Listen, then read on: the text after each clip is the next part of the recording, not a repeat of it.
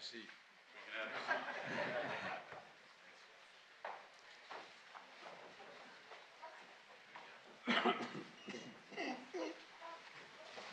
Mr. President, once again, the White House honors the Greek American community, a family with roots deep in Hellas, in Cyprus, in Asia Minor, by honoring the immortal heroes of 1821 and the rebirth of Greece. Mr. President, you have been long a close and trusted friend of the homogenia of the Greek American community, a cause for deep appreciation and affection. You started this long friendship with the Greeks of Wilmington, Delaware, and you have reached out across the nation and across the oceans even to give your wise counsel, to offer your solidarity and your reciprocal agape, your love through the decades. To be with you here at the White House, celebrating the resurrection of the Greek nation, is an extraordinary honor for all of us. And on behalf of all, I thank you from the bottom of my heart.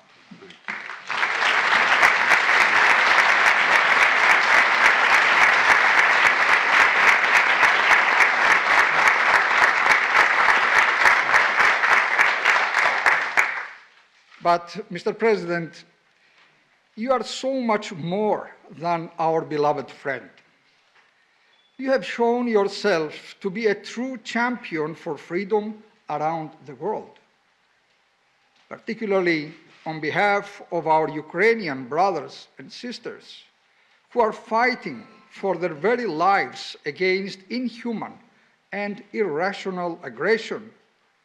You have stood with Ukraine on every step of this long and difficult path, and for that, we are also very grateful.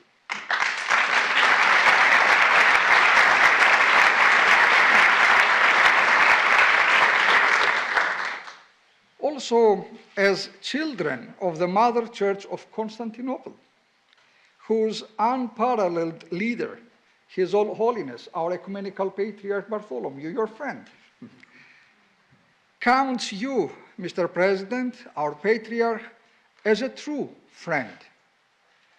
We have thus cause for even more thankfulness for that. We thank you for your strong support of the purely spiritual mission of the Ecumenical Patriarchate, which is a mission of love, a mission of peace, a mission of hope that is needed now more than ever.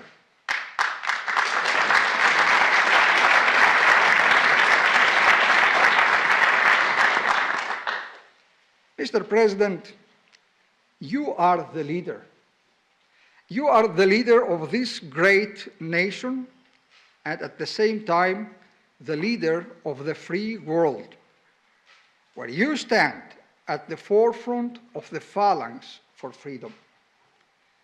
And we are here to tell you today that you do not stand alone. You have all of us, at least. The whole world is with you, the free world. Thank you, Mr. President, for your courage to speak and to do what is just and true. Thank you for your love for Greece and Cyprus and for Hellenism, wherever it may be. Thank you for your support for a rules-based international order. Thank you for standing with our community through the many years of your outstanding public service. We are with you, Mr. President, as Greeks and as Americans, just as the heroes of 1821 were inspired by those heroes of 1776. May God bless you, Mr. President, together with the First Lady. together with your family and with our nation's armed forces, bless you with health, long life, bless you with his grace and his strength. Long live America. Long live the Greek people. Zito η Ελλάδα. Zito η Αμερική.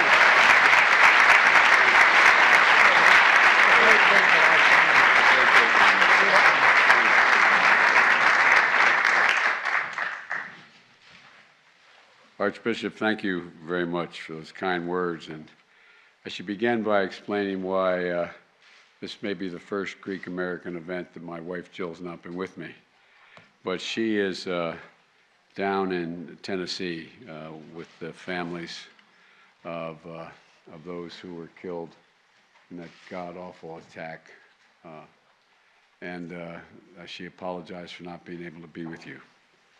But let me just say that my sister Val is with me, so I have the better part of the family. I used to be 3 years older than Val. Now I'm 20 years older than Val. We went to the same university together. I graduated. She graduated with honors. That's not a joke. She managed every one of my campaigns since I was in high school. And so anyway, I want to acknowledge my sister, who's the best part of the family. And I want to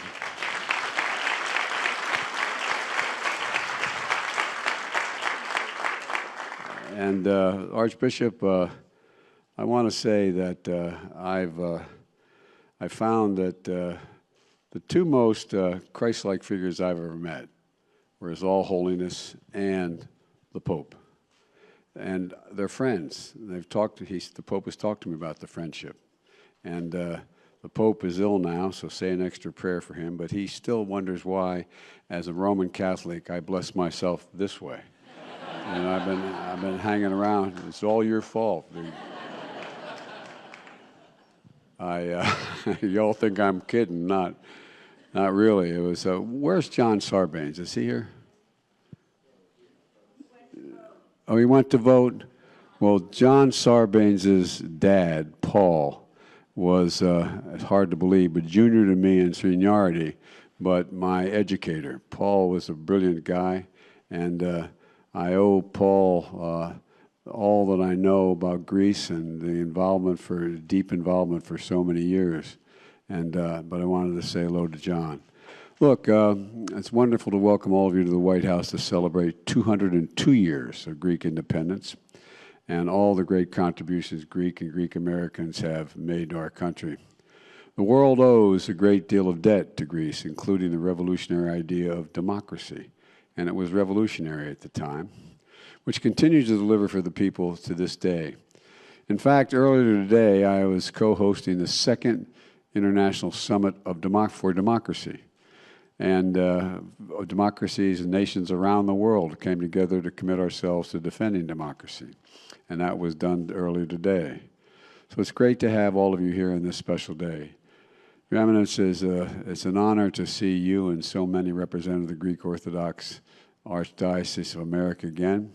I also want to welcome the Ambassador of Greece and Cyprus and our own Ambassador to Greece, George Sounis. George, where are you? There he is.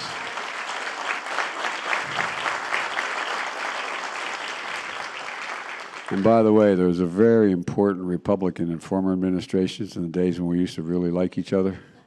I still do. How you doing, buddy? Good to see you, Tom. Tom Karologis. Tom and I spent a whole heck of a lot of hours arguing and then shaking hands, right, Tom? Good to see you, pal. It's great to see you. And if you'll excuse a point of personal privilege, as we used to say in the Senate, it's great to be here with friends like Father Alex. Father, I'm going to ruin your reputation by talking. And the only reason I ran for president and got elected was so I could award him the Presidential Medal of Freedom last year. Thank you, Father.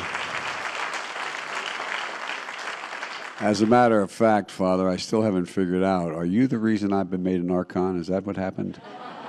I don't know. But you've been a great friend for a long time, and your family as well has been great friends of ours.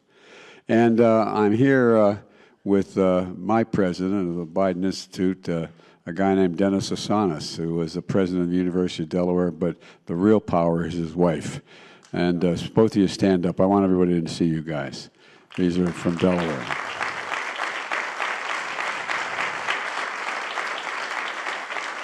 And great friends like Andy and Mike Manitos, they're a big part of the reason my Greek-American constituents in Delaware sometimes refer to me as the man sitting behind you, Father, who helped me my very first campaign, directly behind you, was the nickname I got early on when I won by 3,200 votes for the Senate seat when I was 29 years old. Is because I started calling me Joe Bidenopoulos because, oh, you think I'm kidding. I'm not joking, am I? I'm not joking because of the overwhelming support from the Greek American community. And I'm a little worried. My sister's sitting next to Tom Hanks. But Tom, welcome, pal. Welcome. I want to begin today by acknowledging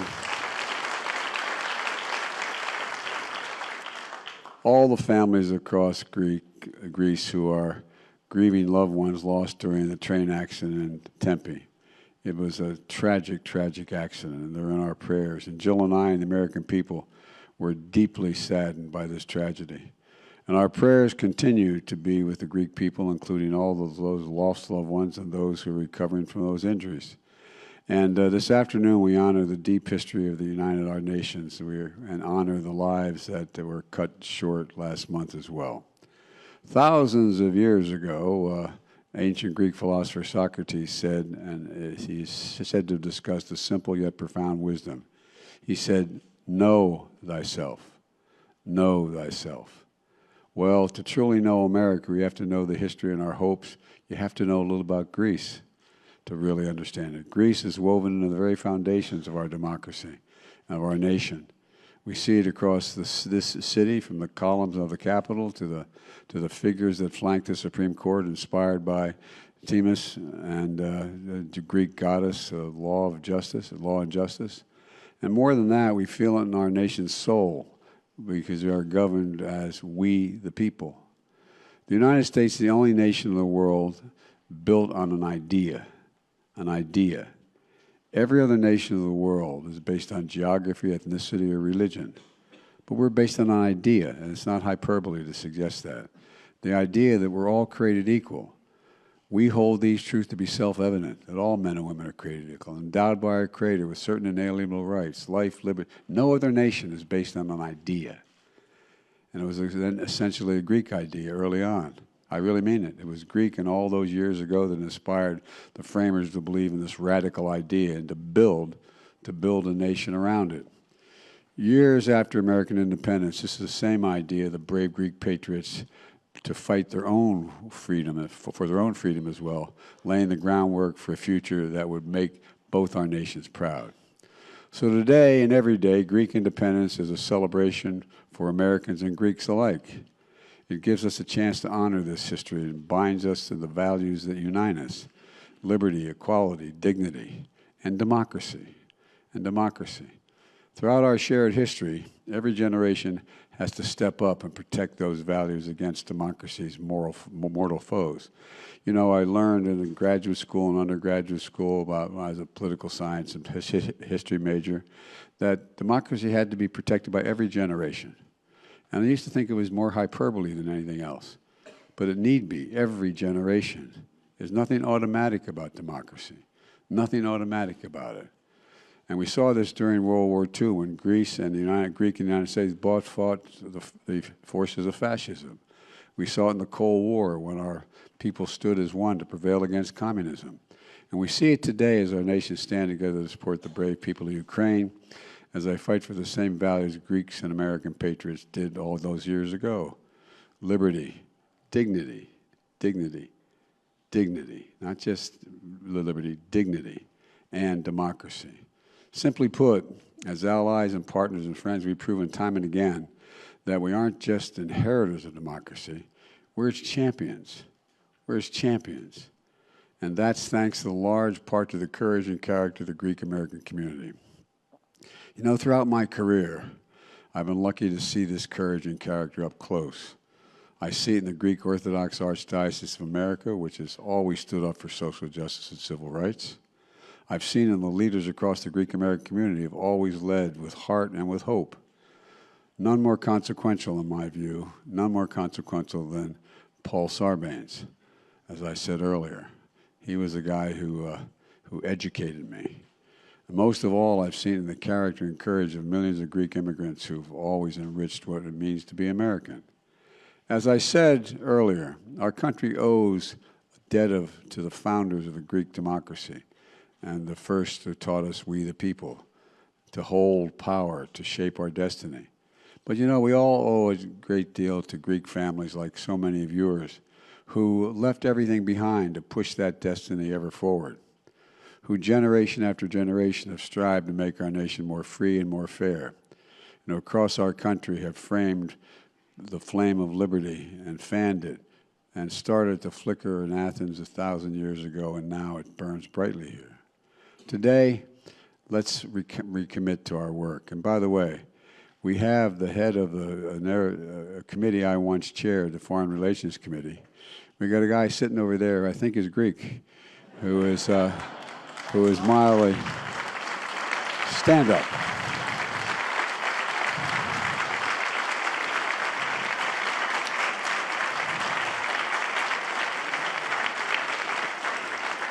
And there's two things you got to know about him. One, he's smarter than you, and two, he's tough. Good to see you, man. Thanks for being here. And folks, look, at this moment where our world is, many of you heard me say this before, Madam Ambassador, but the world's at an inflection point. You're going to see things that are going to, the next 3 to 5 years, and the last 3 or 4 or 5 years, is going to determine what the next 4 or 5 decades are going to look like. We go through this period every 5 or 6 generations, and we're at that point now. The world is changing. It's changing significantly. We have an opportunity. We have an opportunity to continue to be the keepers of the flame if we do it well.